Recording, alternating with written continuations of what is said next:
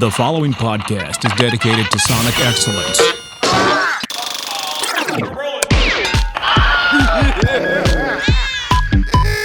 Mary had a little man.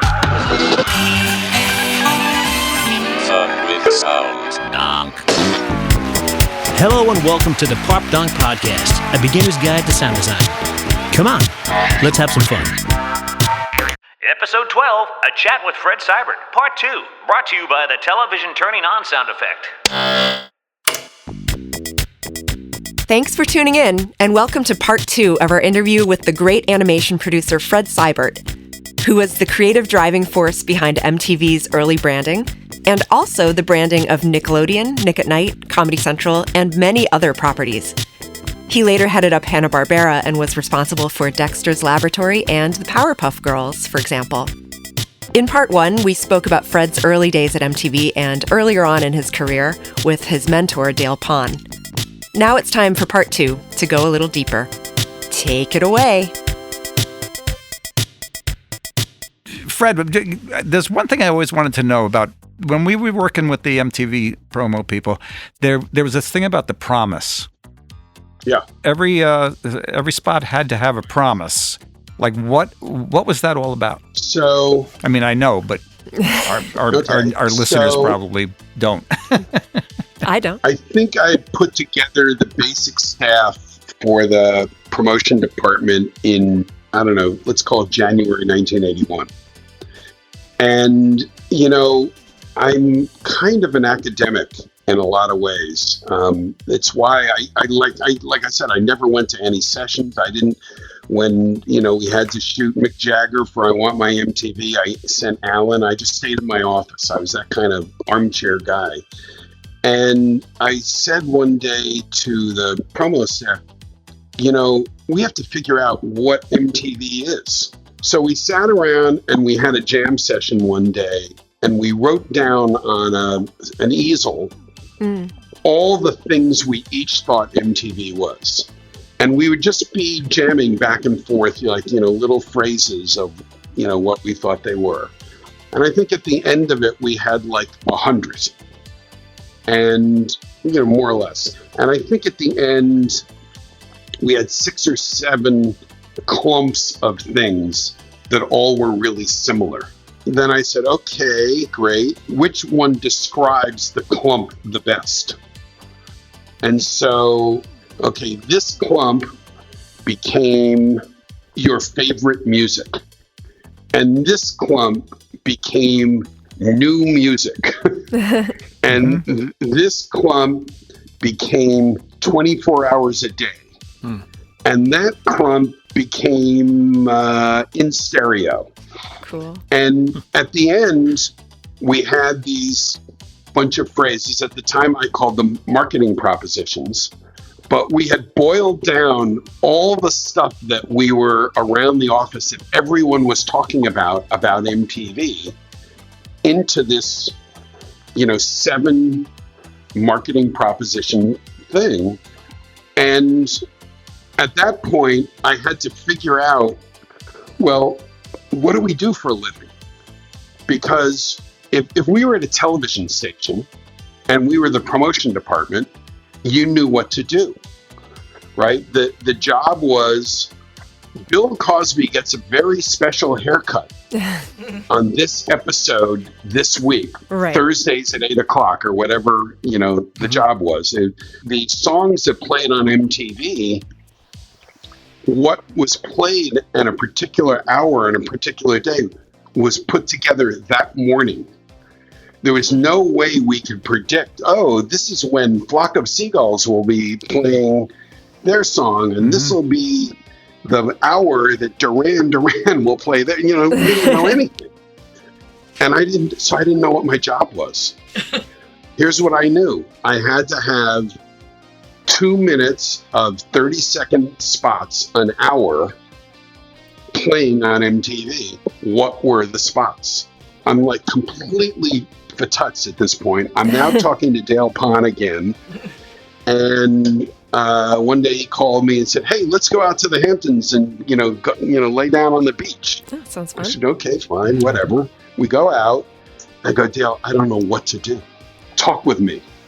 So we started walking up and down the beach, trying to figure out what could a promo for MTV, just a promo. I didn't think, didn't matter that like promo. Just give me a promo. Yeah.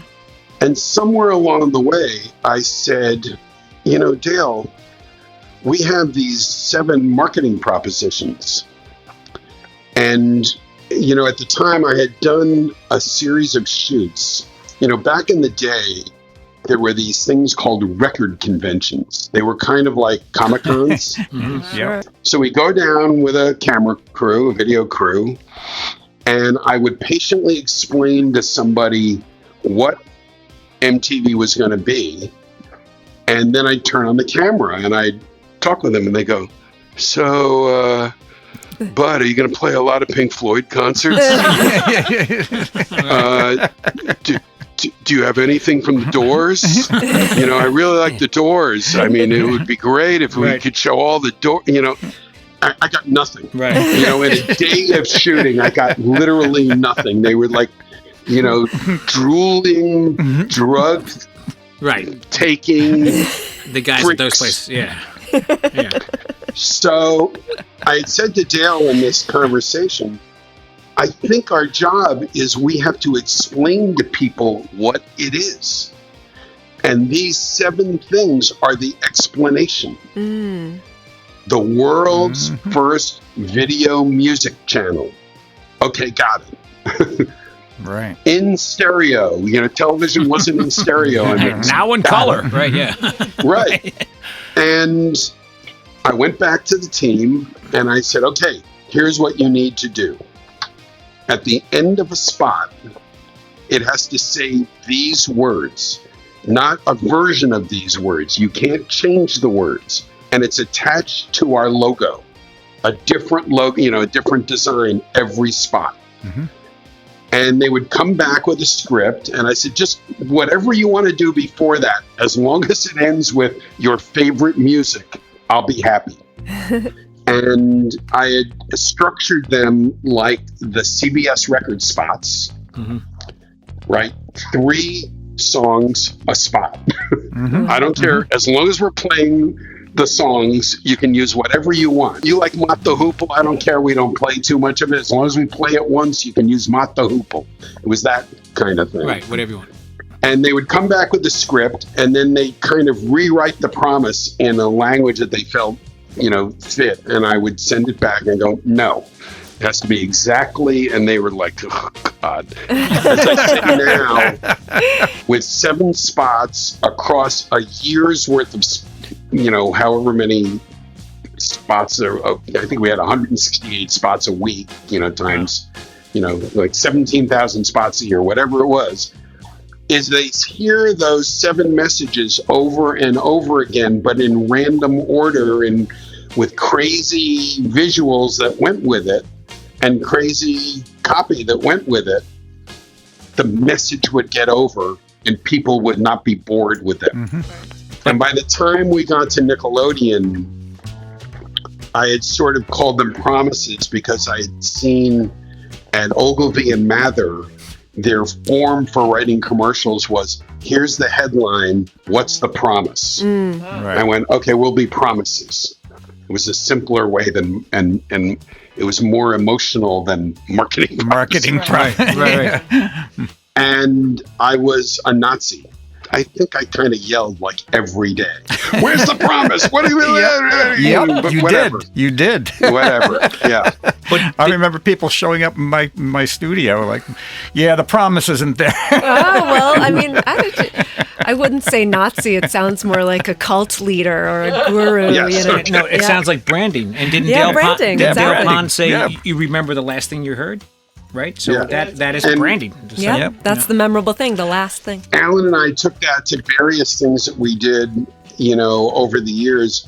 My favorite one being for many, many years, and Alan still to this day, works with a reissue jazz company called Mosaic Records out of Stamford, Connecticut. And the first thing we did on the first catalog we did for them is, okay, what are the promises? And they're like, what? We're a record company. Right. And we make records. Those promises were in every catalog, for the next 10 years of Mosaic's life, and really built the brand. The other thing I love that you guys did too, and again, it goes back to economics, is royalty-free old footage. And you would repurpose it in a modern way. Dale Pond. My favorite one of all time was it was just rows and rows of women on a beach, and they were all doing sit-ups. Oh yeah. And we had somebody in the background going, we must improve the bust. And then it was just at the end, it was like, the MTV. Right. Was it Comedy Central though? Is that what you remember? It was for the TV Comedy Network, the precursor to Comedy Central. It was a guy named Bill Burnett who wrote those spots. Tell us about Chuck Berry.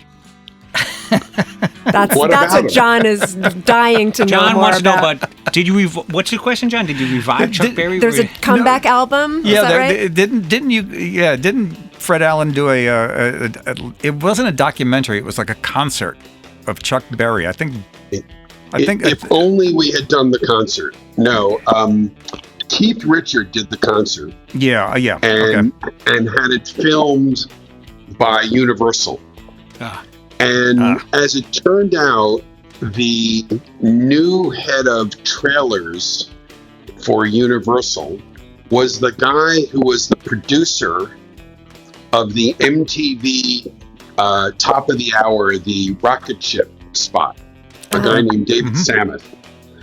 And he had found his way to Hollywood and became the trailer guy at Universal. And he came to us and said, will you do the trailer? We're like, we've never done a trailer. So the assignment went to Alan. And he started working on the spot with a new editor that we had, a young guy named John Kane. John Kane. Is a brilliant... brilliant editor, director himself now, and by the way, brilliant sound guy. Is also a dance DJ. Yeah, I worked on a thing with him and Steinsky. Remember Steinsky? Yeah. They were best. That's how we know John, actually. Yeah, okay. Well. Quick story, John came in as our receptionist.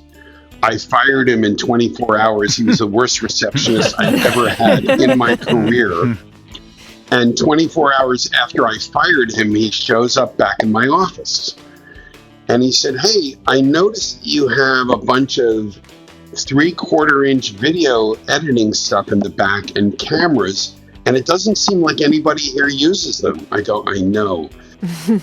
And he goes, well, I know I was a lousy receptionist, but I'm really an editor. And I go, yeah, so what? Right. And he said, well, since nobody's using it, do you think I could come and use it? I don't have access to editing equipment. And I was so confused of this kid I just fired. I went, yeah, sure, whatever. The next day he shows up with literally a pile of LPs and goes into the back room, and for weeks, for months, he's just in there taking video off of our shelves and editing them to James Brown records and stuff. And he became one of our go-to guys until he quit and became a commercial director. Long story short is Alan patiently cut the trailer with David. And we recently put out a book, The Decade of Fred Allen. Oh, cool. And Alan told the story of how annoyed he was that they wouldn't let him cut the spot that he wanted to cut. And he tells the story in there. It's actually on the fredallen.org blog. Nice. The story of what he really wanted to do in the spot. And, of course, Alan's would have been better, but it wasn't what the movie people wanted. Right. Okay. Do you want to say a little more about the book? Oh, yeah, sure. About 25 years ago, I'd had children by then. I didn't hate kids anymore. And my wife likes to ski, and I hate skiing. And she wanted to teach our kids how to ski. So we would go to ski lodges, and they would go out for skiing lessons, and I would sit in the lodge with hot chocolate. and a computer. And I started putting down stories of things I had done before they were born, figuring, okay, like I'll have a record of whatever I can remember. And I started one for the blues and jazz record company that Tom Pompicello and I had together called Oblivion Records. Awesome. And I started one for Fred Allen. So as I started to wind down my animation production life, I had a lot of time on my hands. I said, oh, why don't I put together a book? And over about 3 or 4 years, I slowly put together one for Fred Allen. And Alan would, weigh in when he had something to say, and it was all written from the point of view of the two of us. And it's on Amazon now for a ridiculously expensive price because it's all color. Excellent. It's, 300 plus pages of visual material that was still frames taken from various video that we made over the years. Oh, beautiful. And it more or less lays out what we did for 10 years, whether it was Mosaic Records or Nickelodeon or Nick at Night or any of those things. Cool. Yeah. Do you cover the Christmas parties you guys used to have? Because those are the best. Yeah, that's actually. Yes, those were the best. I love those. I never went, but I heard about them. Clack had amazing Christmas parties, but you guys... Yeah, you upped us. Yeah, you did. Well, those came as we became more and more of a business. Yeah. Eventually, we became a full-service agency at Nickelodeon's request. I started trying to figure out, how do you run an agency? And what do you do? And, we have clients. And I had been, like you guys, a recipient of useless Christmas presents every year from vendors and agencies. And they were expensive. And the idea of figuring out who to send presents to, who to send the A-level presents to, and the B-level. I thought I would kill myself. Pain in the ass, yep. Right? Yep. And so one day I said, Alan, why don't we just throw a party? Yep. I said, and the first year was the end of the roller disco era. I said, why don't we just have a roller skating party? Oh, so cool. And so we did that. And the next year, we tried to be a little classier, and we said, why don't we have it at the Museum of Broadcasting? Yeah, I went to that one. That was a great one. That was a good one. Yeah. That'll make everyone think that we're really special because it's at a museum. Sold me. And they had never had a party before. They opened up the archives, right? And you could look at Phil Silvers and Sergeant Bilko. Dick Van Dyke. I think you were running the Tammy show when I was there. Yeah. Oh, the Tammy show. How cool. Yeah.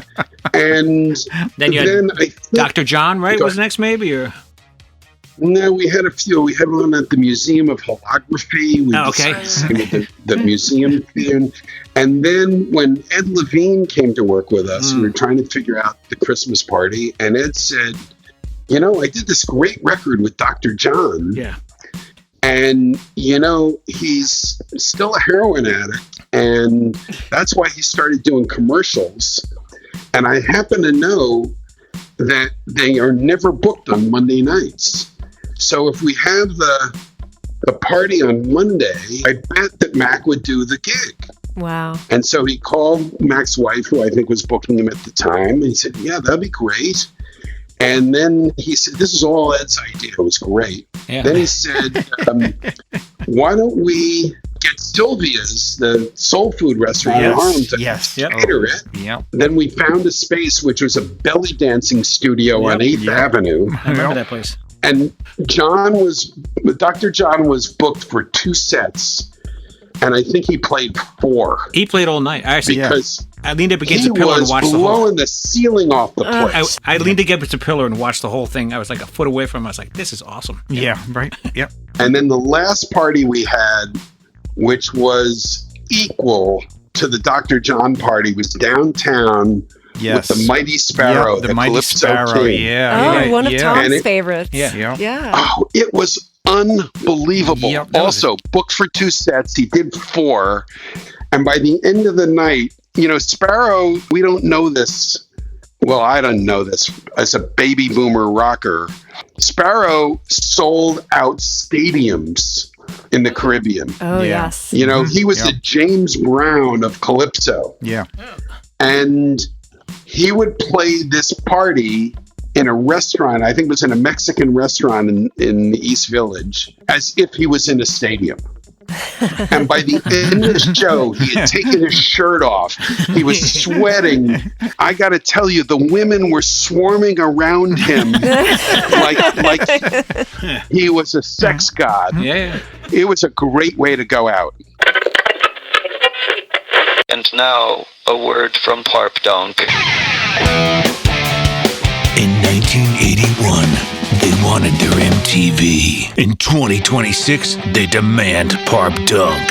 I want my Parp Dunk. Houston, I want my Parp Dunk. I want my Parp Dunk. We want our Parp Dunk. I want my Parp Dunk. Not just a podcast, it's a sonic Revolution. Demand your Parp Dunk. Demand your Parp Dunk. Let them know. Subscribe to the Parp Dunk podcast today. So, Fred, before we say goodbye, would you indulge me in just 3 short answers to short questions about sound design? That's hard for me, but sure.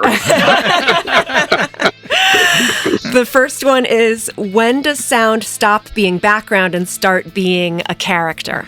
When you decide to make it a character. There you go. It has to be a decision long before you ever set foot in the studio or write a script. You have to decide that the sound of Nickelodeon should be the Jive 5 singing a cappella. Oh, Yeah, right. Before you make any decision. There was no other decision that Nickelodeon made about what their logo should be, what their ID should be, until we said the Jive 5. So you have to decide ahead of time.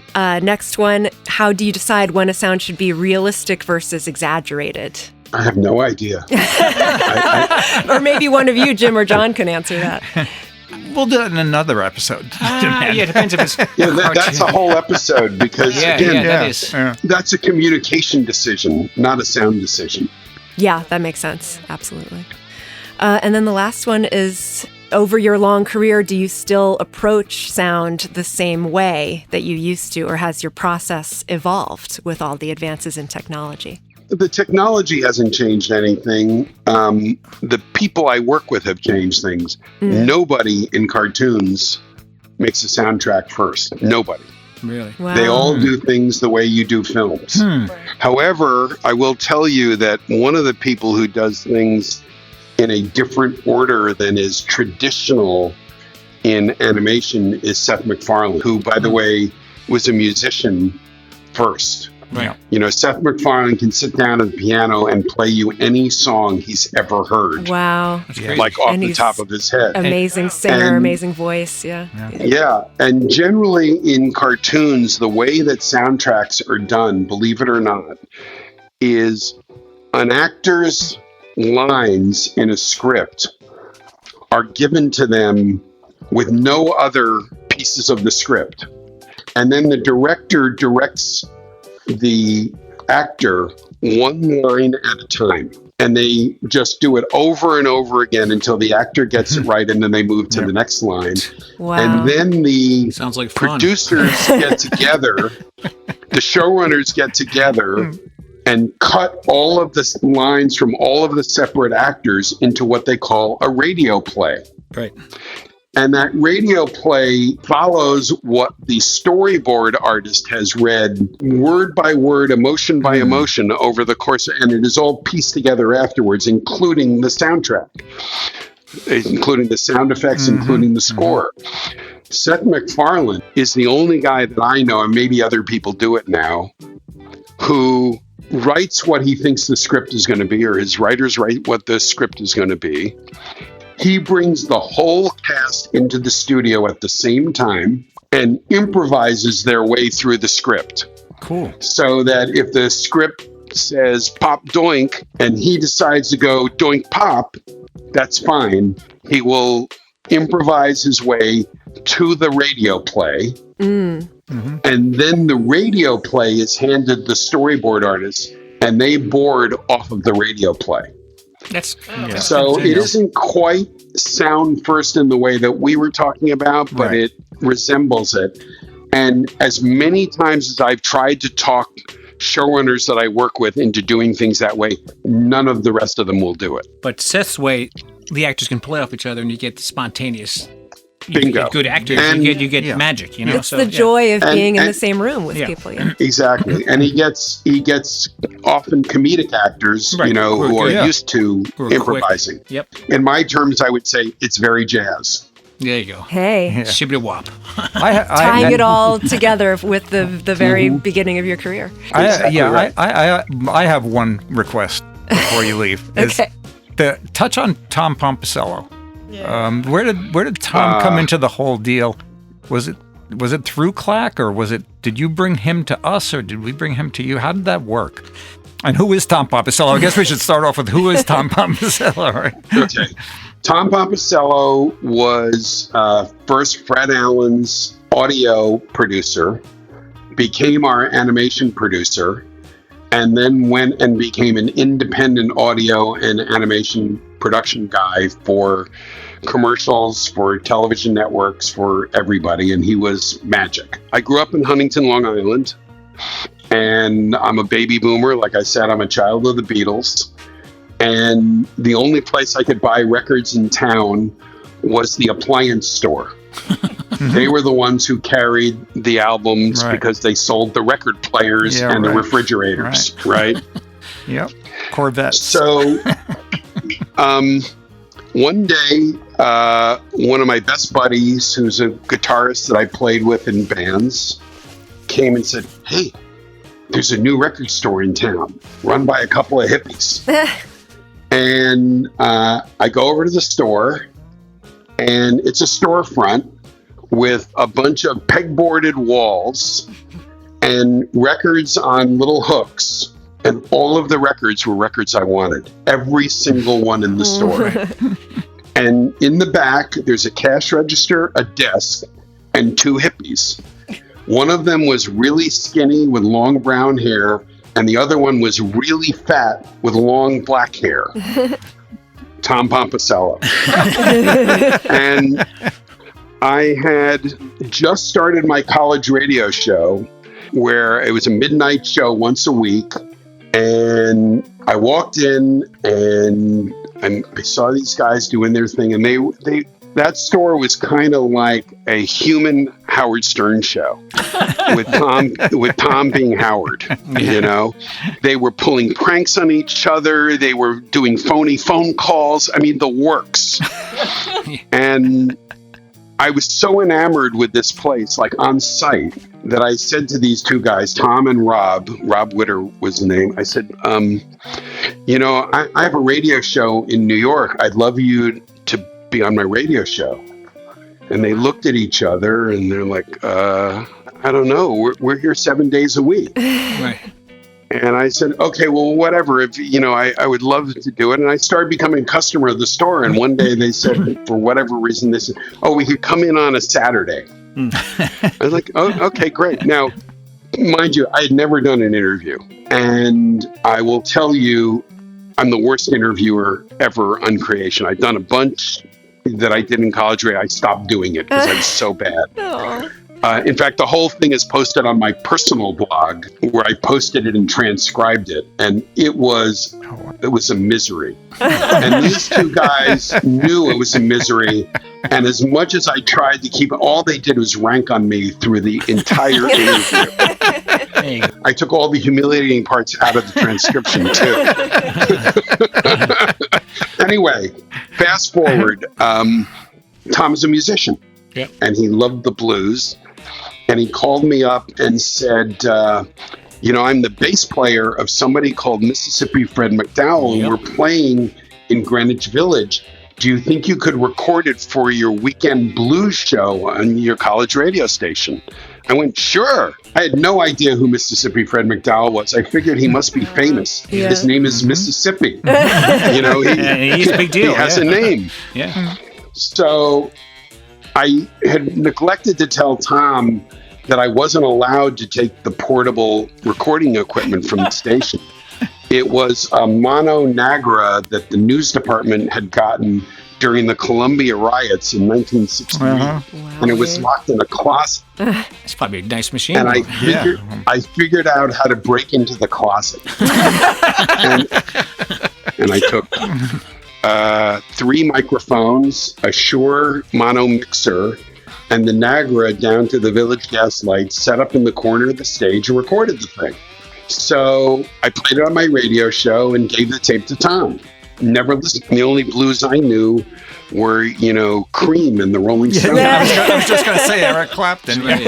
Right. So, I don't know, 6 months, a year later, I'm in the record store chatting with Tom. He goes, I really wish I could get a record deal. I said, oh, why?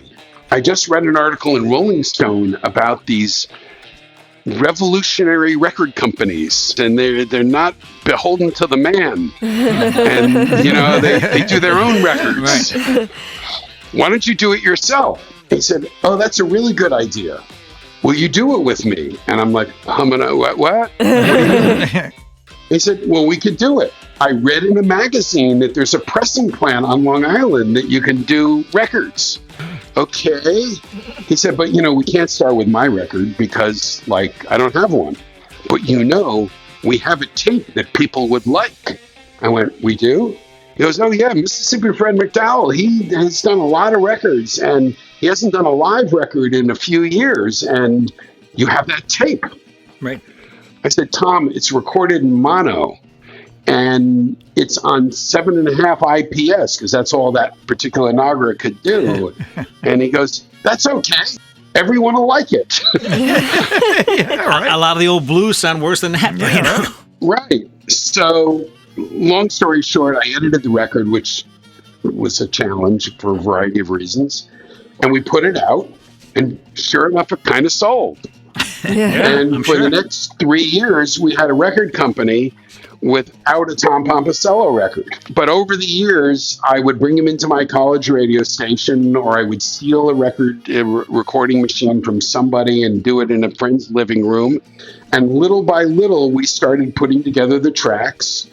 We found enough money at one point to go to an actual studio and record 8 tracks, is all we could afford. And our last record, right as we went bankrupt, was Honest Tom Pomposello, his first album. Oh, yeah, I bet that one. Right. So, fine.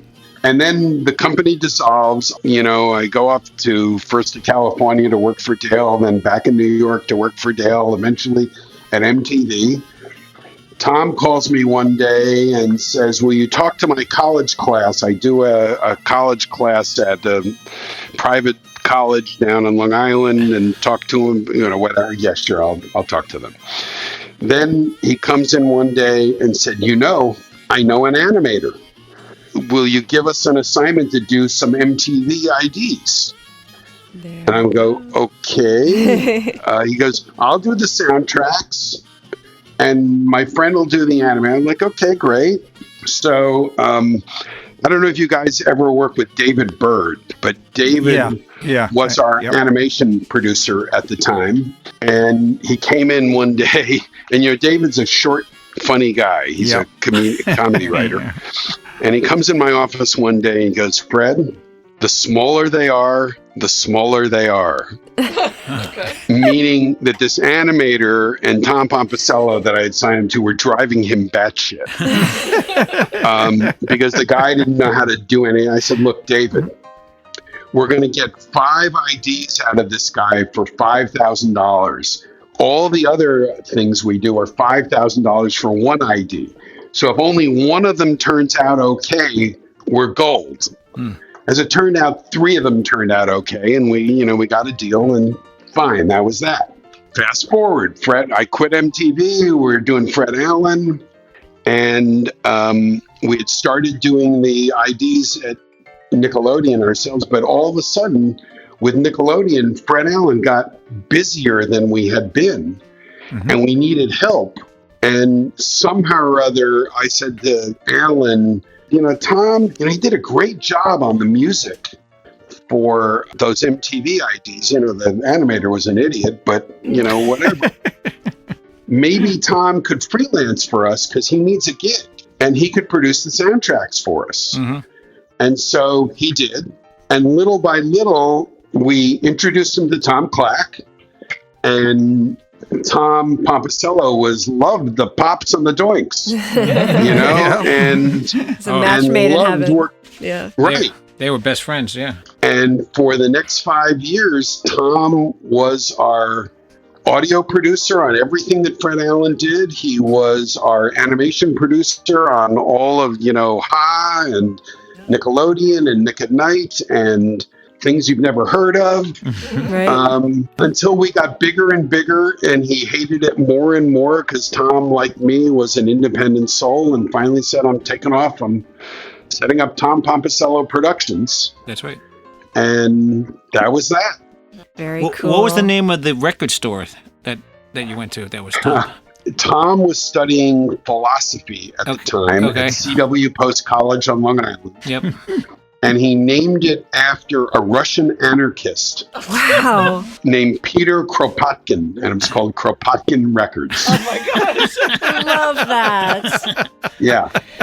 So a week after the Fred McDowell concert at the Gaslight, Tom calls me up and said, Fred's been staying with me for the week. Remember, Fred was a 71-year-old blues man. Yeah. Mm-hmm. And he was staying with Tom, his wife, and his 3-year-old son, Travis, in a 1-bedroom apartment in Comac, Long Island. And he said, I want to bring Fred up to the radio station. Can you do some recording for me? I said, sure. I said, we only have a stereo machine with 2 tracks. He goes, oh, no, that'll be great. That'll be perfect. So they come in, and Tom said, I want you to put my guitar on this track, and Fred will sing on that track. I said, Tom, that's not going to really sound that great. He goes, oh, no, it's not about that. I said, what is it? He said, well, I'm not really a good enough guitar player to accompany Fred. And this way, when I get to be good enough, I can wipe my track and I can re-record it. Okay, whatever you say, Tom. Right? So they record a bunch of things. I don't pay any attention. I give the tape to Tom. So that's 1971. In 1998, Tom calls me. I'm living in Los Angeles. I've been in the cartoon business. I've started my own cartoon studio. And he calls me up and said, hey, I did something with those Fred McDowell tapes. I go, I know, we did the record. No, the ones you recorded. I said, okay, great. I said, are you a good enough guitar player now? He said, that was stupid. I did something else. Can I send you the track? I go, sure. He sends me the track, and my mind is blown. It's a dance track. It's a contemporary synth bass dance track with a synth bass and a synth keyboard, Tom's new slide guitar, Tom's harmonica playing, and Fred McDowell singing in the middle of it. Oh my God. And I go, what the hell is this? And he said, well, Fred used to, before he was discovered as a recording artist, he used to play at, house dances, rent parties in Mississippi. Wow. And he was always a dance guy. Oh. I don't think he'd mind this at all. I said, well, the blues people will. He goes, oh. Yeah, they're not going to like that. And it's a great track. Fast forward to 2026. I'm releasing it on 100 pieces of vinyl and on digital. The other side is a remix of his remix, which is a 2026 dance music, which is really different than dance music was in 1998. Oh, yes. And sometime this year, when we finish the mix, I'll let you guys know. Please do. That's so exciting. It's the only recording that I barely had anything to do with that we released. But it's sort of my thank you and goodbye to Tom, as you guys know, passed away. Yeah, right. And yes, minutes after he sent me that tape. Oh, that's horrible. Yeah. Oh, wow. Well, listen, to thank you for that, We're thinking about remastering the Biggest Bowel Movement bar none, Tom's shit record. So, because we think that needs to be. If you listen to Pop Donk, listen to episode 10 because it's all about that. And I can't wait. So we're thinking about doing that. So maybe we'll send you. There you go with the Russian anarchist. Yeah, there you go. Yeah, available now. The Russian anarchist. Great. And Fred, I just want to say, before we got on the phone with you, all that time ago, we were talking about Tom Pompicello, and I gifted Jim a Polaroid that I've had for many years of the two Toms sort of shaking hands in the studio. Yeah. You better send it to me. Yes, I'll send you a little image of it. Send me a scan. Yeah. You bet. And do you want to talk about your podcast or anything else you want to plug? Because we have over 25 subscribers now. So But they can go to fredseibert.com and read the transcript of the terrible interview and learn everything about you that that they will be hungry to know. So it's Fred Seibert, Seibert, spelled completely different than it sounds. Right. Fantastic. Yeah. Thank you so much, Fred. This was so cool. Everybody. It was great thanks, seeing Fred. you. Yeah. Great so much seeing fun. you. Great being in touch. Okay. Bye-bye now. And goodbye to all of you wonderful people out there in Parp Donk land. We hope that you enjoyed this two-part discussion with Fred Seibert of MTV, Nickelodeon, Hanna-Barbera, Fred Allen, Chauncey Street Productions, fredseibert.com. Am I forgetting anything? You said Hanna-Barbera. I did say Hanna-Barbera. Okay. Frederator. Thank you, Karen. Yeah. We didn't even talk about We never got to Frederator or Chauncey Street Production. It was just an epic conversation, and we're really, really grateful to Fred for joining us. So on that note, we will see you all next episode for the most exciting episode yet. It's top secret. That's right. Bum, bum, bum. So from Parp Donk headquarters, I'm Amanda. I'm Jim. And I'm John. So long, Parp people.